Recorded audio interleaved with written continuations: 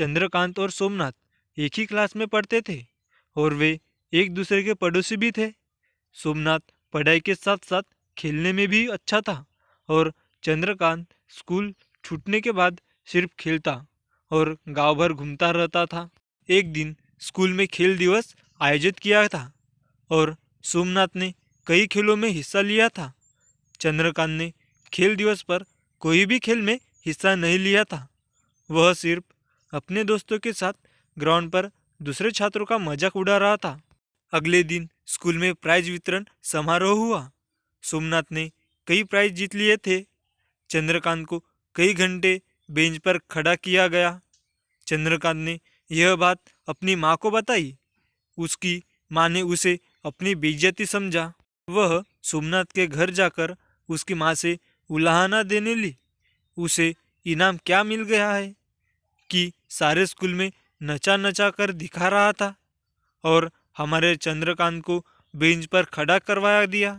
किसने खड़ा करवा दिया बेंच पर? सोमनाथ ने? सोमनाथ की माँ ने पूछा। उन्हें पूरी स्थिति का पता नहीं था।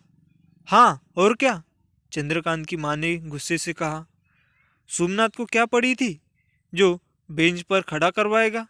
पढ़ाई नहीं की होगी इसलिए रखा होगा, सोमनाथ की माँ ने कहा। अरे तुम लोग दुश्मनी निकालवाते हो।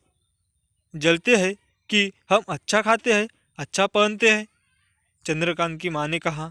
मगर सोनू की माँ ने धीरज से काम लिया।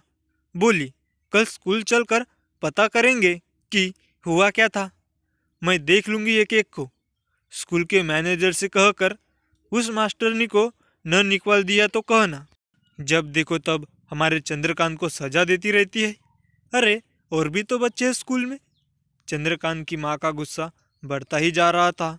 तभी सोमनाथ घर में आया। आते ही उसने उत्साह में कहा, माँ आज बड़ा ही मजा आया। मजा क्यों नहीं आया होगा? चंद्रकांत को बेंच पर खड़ा करवा कर तुम्हें मजा जो आ रहा है, चंद्रकांत की माँ बोल पड़ी। सोमनाथ सहम गया। उसे यह पता था कि चंद्रकांत को बेंच पर खड़ा किया गया था। वह धीरे से बोला, चाची चंद्रकांत 2 दिन से होमवर्क नहीं करके ले जा रहा है, इसलिए उसे सजा मिली। मैंने कहा मेरी कॉपी से उतार ले, वह नहीं करता। हाँ तू तो बहुत तेज है, देख लूंगी सबको, कहती हुई वह चली गई। सोमनाथ की माँ चंद्रकांत की माँ को देखती रह गई। फिर उन्होंने सोमनाथ के सिर पर हाथ फेरते हुए कहा, चल बैग रख कर हाथ मुंह धो ले। स्कूल से इतनी देर में क्यों आया? माँ देखो मुझे कितने सारे इनाम मिले हैं।